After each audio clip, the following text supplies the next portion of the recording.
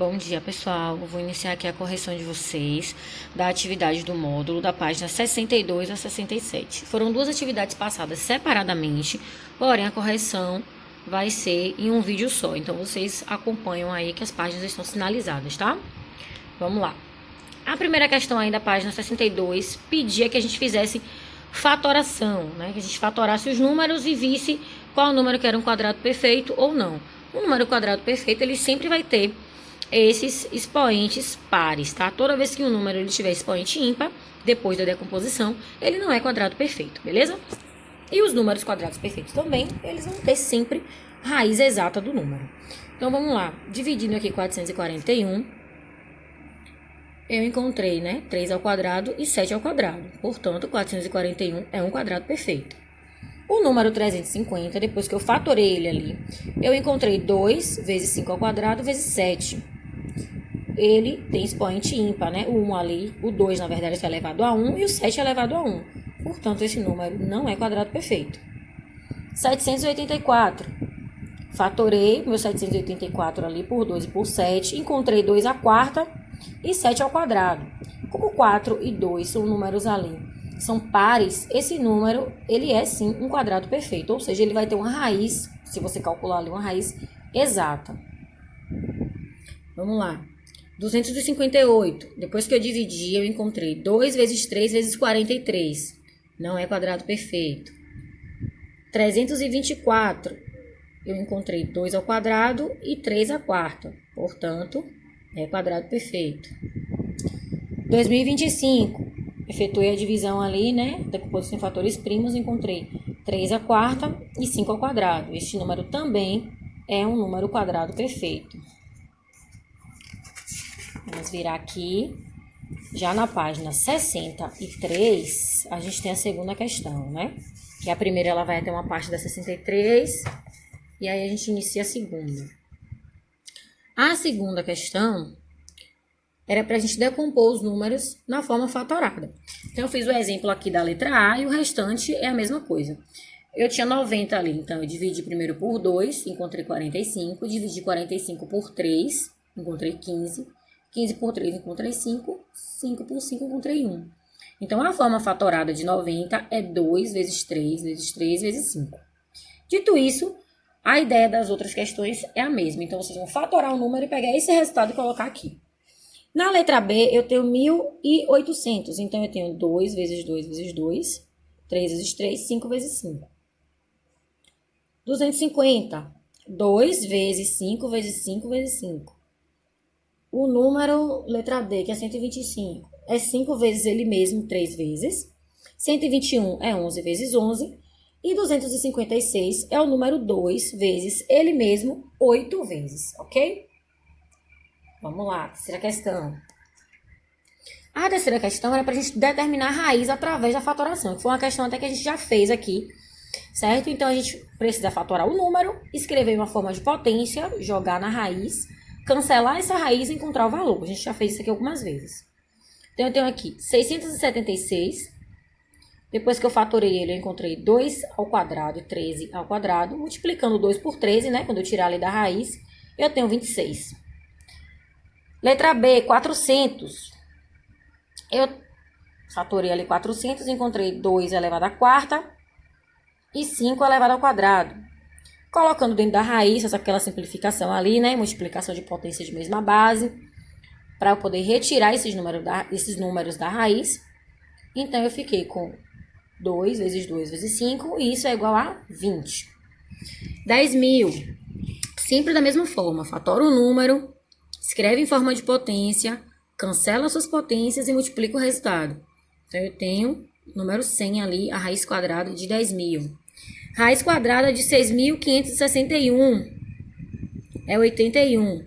Eu encontrei só o número 3, porém o meu número 3 está elevado a um expoente par, que é 8. E eu posso reescrevê-lo de uma forma, né, com o expoente 2 ali. Então, eu escrevi 3 vezes 3 vezes 3 vezes 3 e todo mundo ao quadrado, né? Assim eu posso cancelar e multiplicando 3 por ele mesmo 4 vezes, eu encontro 81, que é a raiz quadrada de 6.561. A letra E, eu tenho 529. 529 ele é um número primo, ou seja, ele só tem dois divisores, que é o 23 e o próprio número 1. Então, a raiz quadrada dele é o próprio 23. 576, a mesma coisa. Fatorei ali, encontrei o 1, reescrevi em forma de potência tudo, multiplicações de potência de mesma base aqui, essa regra. Retirei da raiz e efetuei aqui a multiplicação, né? 8 vezes 3 igual a 24. Então, a raiz de 576 é igual a 24. Continuando aqui a nossa correção, vamos para a página agora 64. A primeira questão da página 64 é para a gente escrever o número em forma de fração, né? E calcular a área como se fosse um quadrado. A gente sabe que a área do quadrado é o lado ao quadrado, né? Ou lado vezes lado. Então, a gente vai reescrever em forma de fração e fazer esse cálculo. A minha letra A ali, eu tenho 6,1. Esse 6,1 em algum momento, ele foi 61 sobre 10. Elevando isso aí ao quadrado, eu tenho 3.721 dividido por 100. Então, a minha área ali é 37,21. E assim a gente vai fazer para todos os outros exemplos, tá? O próximo é 1,9. É 19 sobre 10. Isso ao quadrado é 361. E 100, que dá 3,61. A letra C, eu tenho 73 ao quadrado e 10, porque o meu número é 7,3, né? Sobre 10 ali. Então, eu encontrei 5.329 sobre 100, e isso dá 53,29. Letra D, 33 sobre 10. Então, eu tenho 1.089 sobre 100, e o resultado é 10,89. Letra E, 3 sobre 10. 9 sobre 100, 0,09. 12 sobre 10, 144 sobre 100, 1,44. A letra G, por fim, aqui, 26 ao quadrado sobre 10, é 676 dividido por 100, que é 6,76. Vamos para a segunda questão. Na segunda questão dessa atividade, a gente tem um problema, né? Aqui, uma análise, um textinho, que traz uma fórmula de algo, um cálculo que é relacionado ao corpo humano, né? Que é o percentual de gordura de uma pessoa, que é calculado da seguinte forma. A gente tem aqui, vai medir a circunferência do quadril da pessoa, ou seja, vai passar uma fita métrica ali na região do quadril, vai tirar essa medida, vai multiplicar essa medida por 1.000, vai pegar a altura da pessoa, multiplicar pela raiz da altura e depois subtrair de 18. E aí a questão das informações da pessoa, né? Pra gente descobrir se ela tá obesa, se ela está normal ali ou se ela tá abaixo. Então, a gente vai descobrir isso agora. A circunferência do quadril foi 100. Aqui eu peguei o 100. Vezes 1.000, que já é da fórmula. A altura da pessoa é 1,68. E eu vou tirar a raiz de 1,68. Primeiro eu vou resolver em cima, tá? Então, eu tenho aqui 10.000 ali. Eu fico com 100.000, né? Que foi o 100 vezes 1.000, eu fico com 100.000. Depois, eu tirei a raiz quadrada de 168. 12,96. E um detalhe importante. Essa questão é para ser feita na calculadora, assim como recomenda-se o livro, ok? Porque esses números, eles não têm raízes exatas e são números muito grandes. Então, o livro já recomendou que fizesse na calculadora. E aí, eu tenho 12,96. Agora, eu vou multiplicar embaixo aqui, ó. O 168 por 12,96, encontrei esse número aqui, 2177,28. Eu vou dividir esse 100.000 por esse valor. Quando eu dividi, eu encontrei 45,92. E isso aqui, menos 18, me deu um percentual de 27,92%. Então, esse homem do exemplo aqui pode ser avaliado como obeso devido à sua taxa, ou seja, seu percentual ali de gordura. A terceira questão, que está na página 65, é uma questão que era para ser feita em uma malha quadriculada. Se, caso você não tenha malha quadriculada, você pode desenhar numa folha de ofício, no seu próprio caderno, quadradinhos com 1 centímetro, né, de lado ali. Vamos ver como é que vai ficar essa questão dessa situação aí do quadrado. Se eu tenho um quadrado que a área dele total é 26, então eu tenho que tirar a raiz quadrada de 26. Como o 26 ele não é um número exato, né, que tem a raiz quadrada exata, ele não é um quadrado perfeito, então eu encontrei aproximadamente 5,09, ou seja, você vai representar ali os seus quadrados, eles terão 5 centímetros, né, de medida, e esse 0,9 que sobrou, ele vai ficar de fora, assim como a questão pede. Na letra B eu tenho 49, a raiz de 49 é 7, então você vai ter um quadrado ali, né, formado por 7 quadradinhos de 1 centímetro, ou você faz um quadrado grande com cada lado medindo 7 centímetros. A letra C é 38. 38 é um número que ele também não tem raiz exata. Aproximadamente a raiz dele é 6,16. Então, vão ser 6 centímetros de quadradinho ali de cada lado. E esses 16 serão a sobra, né? Os 16 ali que ficaram no final. E o quadrado que ele tem 16 unidades de área, 16 é um número quadrado perfeito. A gente sabe que esse quadrado ele vai ter 4 centímetros de lado, ok? Que eu coloquei só a resposta. Eu não coloquei o desenho porque eu não tenho papel milimetrado aqui no momento. A quarta questão, ela está, que é a continuação, que ela já está na página 66, né?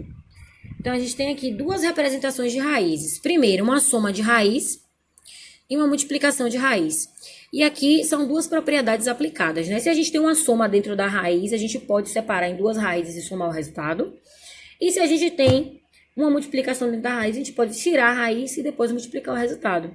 Ambas informações são verdadeiras, porque isso aqui é uma propriedade da raiz. Tanto faz você somar a raiz e tirar o resultado dela, ou você separar duas raízes e somar, que o resultado será o mesmo. Isso vale também para a multiplicação. Portanto, essas duas informações aí da letra A e da letra B, elas são verdadeiras.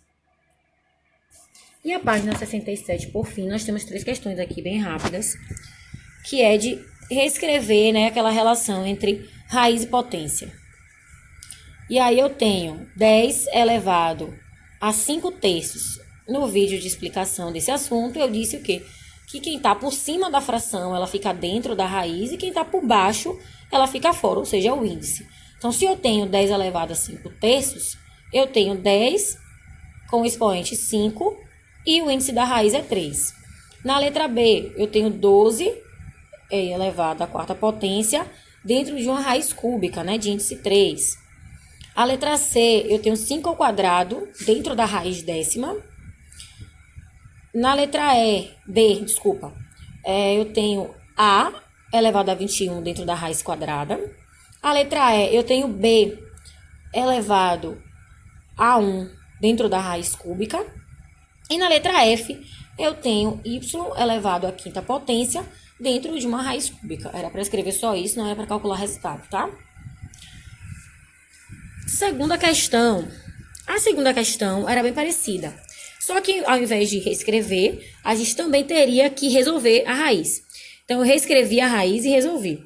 Eu tenho ali 1 elevado a 4 terços. Isso é raiz quarta de 1 dentro da raiz cúbica. Então, eu resolvo ali primeiro dentro e depois fora. A raiz quarta de 1 é 1. Então, e a raiz cúbica de 1 também é 1. Então, meu resultado aqui vai ser 1. Eu tenho raiz cúbica de 27. Eu reescrevi o meu 27, 3 elevado ao cubo, que o meu 3 elevado ao cubo ele vai ser igual a 27. E aí eu retirei o 3 da raiz, porque eu dividi o 3 por 3 e meu expoente ficou 1. Então, o resultado ali vai ser 3. Na letra C, eu tenho 5 elevado a nona dentro da raiz cúbica. De acordo com o vídeo lá que a gente viu na última aula, a gente precisa dividir esse valor que está dentro pelo que está fora da raiz. Então, dividindo 9 por 3, eu encontrei 5 elevado à terceira, que isso é igual a 125. A mesma coisa vale para a letra D. Eu tenho x elevado ali a 10 dentro de uma raiz quadrada. Quando eu dividir o x, ou os 10 ali que é elevado ao x, por 2, eu encontrei x elevado à quinta potência. A letra E, eu tenho b elevado a 2 terços. Como eu não posso dividir ali 3 por 2, porque eu vou ter um número quebrado de qualquer forma, então permanece essa raiz. E na letra F, eu tenho 64 elevado a 2 terços. Reescrevi dentro da raiz, coloquei ali, né? Quem tá por cima fica dentro, quem tá por baixo fica fora. E aí eu reescrevi 64. Eu posso dizer que 64 é 2 elevado a sexta. né? Porque como eu não posso dividir ali por 2, então eu reescrevo esse 64. Multiplicando ali, eu tenho 2 elevado a 12, e 12 dividido por 3, eu tenho 2 a quarta. Ou seja, o meu resultado aqui é 16. Então, a raiz quadrada de 64, 64 ao quadrado dentro da raiz cúbica, o resultado é 16. E por fim, a última questão era para relacionar aqui as colunas, né? A gente tinha as raízes e os expoentes em fração. Então, a raiz que representa o expoente ali, né? 7 elevado a 1/3 é a letra D. 2 elevado a 1/4 é a letra E. 2 elevado a meio é a letra A. 5 elevado a meio é a letra C. 3 elevado a 1/7 é a letra B. E 4 elevado a meio é a letra F. Assim a gente finaliza aqui a nossa correção, tá? Amanhã não teremos aula porque é feriado. Retornaremos às atividades a partir da quarta-feira. Que vocês tenham um bom feriado, possam descansar e permaneçam em casa. Até mais e um abraço.